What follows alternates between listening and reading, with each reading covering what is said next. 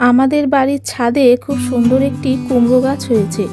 তো এই পাতাগুলো দেখে আমার একটি পুরনো দিনের রান্নার কথা মনে পড়ে গেল। তো সেই রান্নাটা করার জন্য কয়েকটি পাতা আমি এখান থেকে তুলে নিয়ে যাচ্ছি। তো চলো সেই রান্নাটা তোমাদের সাথে শেয়ার করি।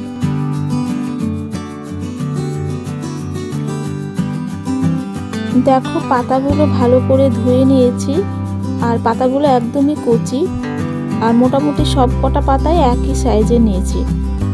আর এই রেসিপিটা তৈরি করার জন্য মাত্র দুটো উপকরণই লাগবে। তার মধ্যে আছে সর্ষে, কালো সর্ষে নিয়েছি 2 চামচ, আর পোস্তের দানা নিয়েছি 3 চামচ। ব্যাস এই দুটো উপকরণ হলেই রান্নাটা হয়ে যাবে।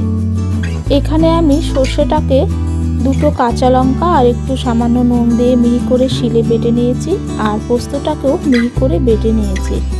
এবার এই সর্ষে বাটাটা পোস্তের মধ্যেও ঢেলে দেব। এটা একসাথে মেশানোর জন্য সর্ষে বাটাটা পোস্তের বাটিতে মিশিয়ে নিচ্ছি। এবার দিয়ে দিচ্ছি পরিমাণ মতো নুন আর তেলটা 1 চামচ মতন দিচ্ছি।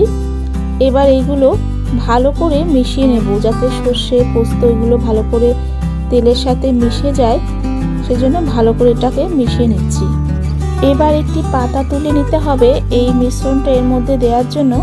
আমি যেভাবে দেখাচ্ছি ঠিক এইভাবে এই মিশ্রণটা, এই সর্ষে আর পোস্তর মিশ্রণটা পাতার মাঝখানে এরকম দিয়ে দেবে, দিয়ে 2 পাশ থেকে ভাঁজ করে দেবে। আমি যেভাবে দেখাচ্ছি ঠিক ভালো করে দেখো, এরকমভাবে ভাঁজ করে দেবে 2 পাশ দিয়ে, তারপর সাইড দিয়ে ভাঁজ করে উপর থেকেও পাতাটা ভাঁজ করে দেবে।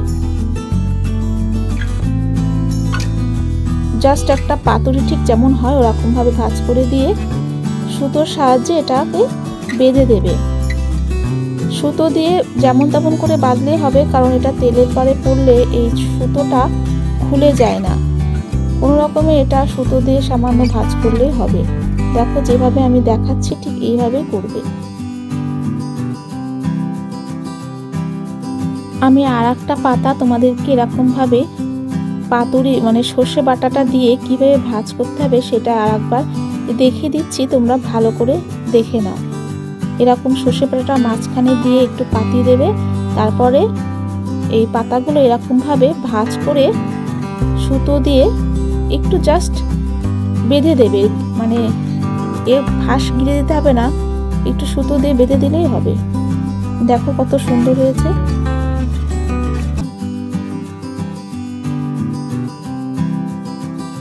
গ্যাসের উপর ফ্রাই প্যানটা গরম হতে বসিয়েছিলাম, বেশ ভালোই গরম হয়ে গেছে।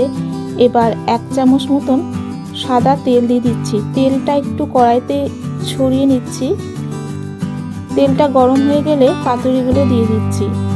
যেহেতু সর্ষের মধ্যে একটু জল আছে তার জন্য একটু ছিটকাচ্ছে, তো গ্যাসের আঁচটা আমি কমিয়ে দিয়েছি। আর এই কুমড়ো পাতার পাতুরিগুলো দিয়ে একটি ঢাকা দিয়ে এটাকে কিছুক্ষণের জন্য হতে দেব। 5-6 মিনিট হয়ে গেছে, ঢাকাটা এবার খুলে নিচ্ছি। 1 পিঠ মোটামুটি হয়ে গেছে, আমি এটাকে উল্টে দিচ্ছি। দেখো এটা উল্টে দিয়ে আবারও এটাকে ঢাকা দিয়ে রাখবো আর 1 পিঠ হওয়ার জন্য। আবার কিছুক্ষণ পর ঢাকাটা খুলে নিলাম। দেখো এবারও অনেকটাই হয়ে গেছে, আমি আবারও এটা উল্টে দিচ্ছি। এটা মোটামুটি একটু ভাজা ভাজা মতন হবে। পাতাটা ভাজা ভাজা হলে খেতে কিন্তু খুবই ভালো লাগে। এই রান্নাটা তোমরা অবশ্যই বাড়িতে ট্রাই করো। এটা খুবই ঝামেলা কম ছাড়া রান্না, আর খেতে খুবই সুস্বাদু।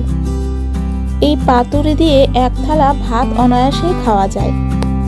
আমি এই কুমড়ো পাতার পাতুরিগুলো আর একটু লাল লাল করে এটাকে কম আঁচে ভেজে নিয়েছি। দেখো বেশ লাল লাল হয়ে যাবে, তখনই বুঝতে পারবে যেটা হয়ে গেছে।